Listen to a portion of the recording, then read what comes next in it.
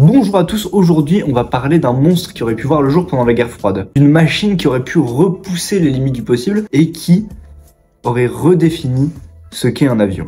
Aujourd'hui on parle du Lockheed Martin CL-1201.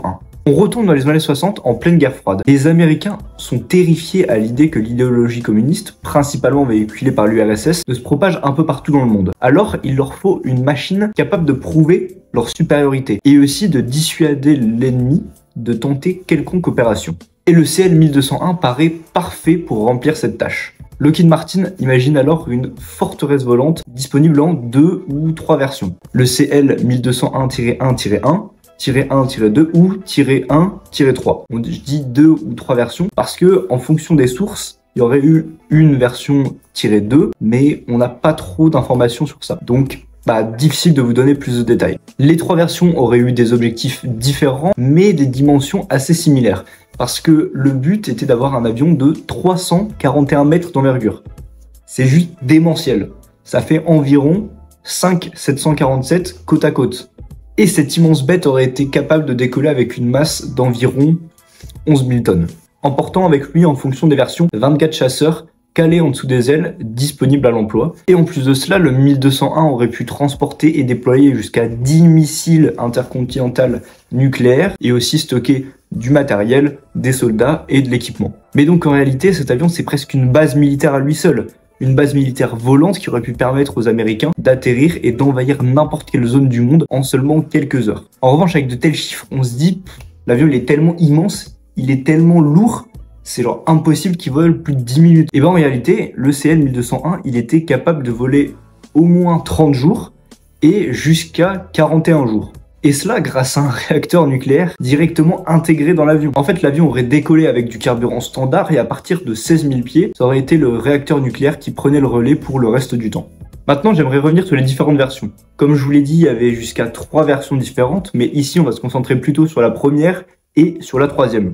En commençant par la première qui aurait été la Fighter version. Elle aurait été celle avec les chasseurs sous les ailes, lui permettant d'emporter environ 24 F-4 Phantom, en plus des missiles intercontinentaux. La version 3, elle, aurait été la version logistique, sans les chasseurs, mais avec une toute autre particularité. Elle aurait eu pour but de transporter un maximum d'équipements et de soldats pour s'implanter dans de nouveaux endroits. Mais en revanche, comme le but du CL-1201, c'était de survoler les zones, mais quand même avec beaucoup de recul pour pas se faire abattre, parce que c'est quand même une sacrée cible, c'est pas directement cet avion-là qui va déposer les troupes au sol. Parce que ce sont des Boeing 707 qui vont avoir cette tâche. Un peu comme les refuels en vol, l'idée aurait été de connecter 3 Boeing 707 en même temps grâce à des passerelles qui auraient connecté le CL-1201 et le 707 par le nez, permettant aux troupes de rentrer à l'intérieur de l'avion pour ensuite être déposées ou parachutées sur les champs de bataille. Mais donc si le projet est aussi fou, pourquoi on n'a jamais vu voler cet avion dans le ciel? Eh bien quand on a un avion aussi gigantesque, comment décoller? On parle d'un avion qui fait plus de 300 mètres d'envergure, quasiment aucune piste, même encore aujourd'hui, n'est capable de supporter de tels avions. Et en plus, quand on voit le poids astronomique de cet engin, il faudrait une piste assez résistante, mais aussi assez longue pour lui permettre de décoller et d'atterrir. Mais ne vous inquiétez pas, parce que les ingénieurs, ils ont pensé à tout. Si la taille et la robustesse de la piste, ça peut poser problème, on va juste pas utiliser de piste. Parce que vous vous êtes peut-être posé la question de qu'est-ce que c'était que ce genre de truc immense, cette plateforme à l'avant de l'avion. C'est pas une zone de largage de missiles ou quoi, ce sont des moteurs. Et en plus de ces moteurs, il y en a aussi 54 rangés par aile pour lui permettre de décoller à la verticale. Et donc après ce décollage à la verticale, cela aurait été les moteurs sur la partie supérieure de l'avion qui auraient pris le relais pour lui permettre d'avancer. Enfin, juste avant, je parlais de la taille de l'avion et de à quel point c'était une cible facile pour les missiles et les autres avions des armées ennemies. Et vous inquiétez pas parce qu'ils ont pensé à tout. L'idée était de caler un canon laser, un ou plusieurs canons laser, permettant d'intercepter et de détruire tous les missiles en direction de l'avion, le rendant quasiment indestructible. Bon, comme vous pouvez le voir, les ingénieurs, ils ont pensé à tout, et donc je me repose la question, pourquoi on n'a jamais vu cet avion voler?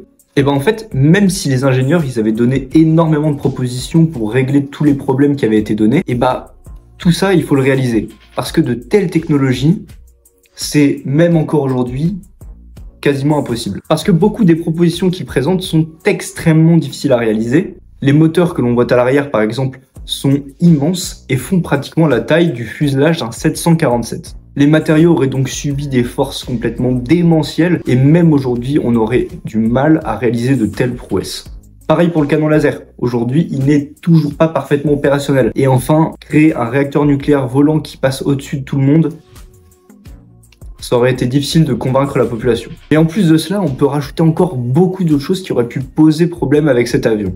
Des choses qui en pratique auraient rendu toujours plus compliqué l'utilisation de cette machine. Et plus on regarde en détail, plus on se rend compte que ce projet il était quasiment impossible et quasiment irréalisable en fait. Mais le plus gros problème de cet avion, c'est son prix. Un peu comme à chaque fois. Mais là, c'est vraiment le cas. Parce que pourquoi développer quelque chose qui est aussi cher et qui va être aussi compliqué à réaliser alors qu'on sait même pas s'il va voler un jour et on sait même pas en fait s'il va même nous servir.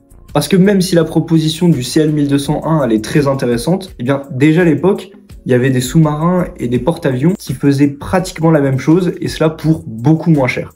Alors pour une fois, les États-Unis ont décidé d'être raisonnables et ont préféré continuer de développer des porte-avions et des sous-marins, sachant que ça marchait déjà. Voilà, c'est la fin de cette vidéo, j'espère qu'elle vous aura plu, j'espère que vous aurez appris des choses. N'hésitez pas à lâcher des petits likes si vous avez kiffé, le petit abonnement aussi, ça fait toujours plaisir. Sur ce, j'espère vous croiser bientôt en vol et à bientôt.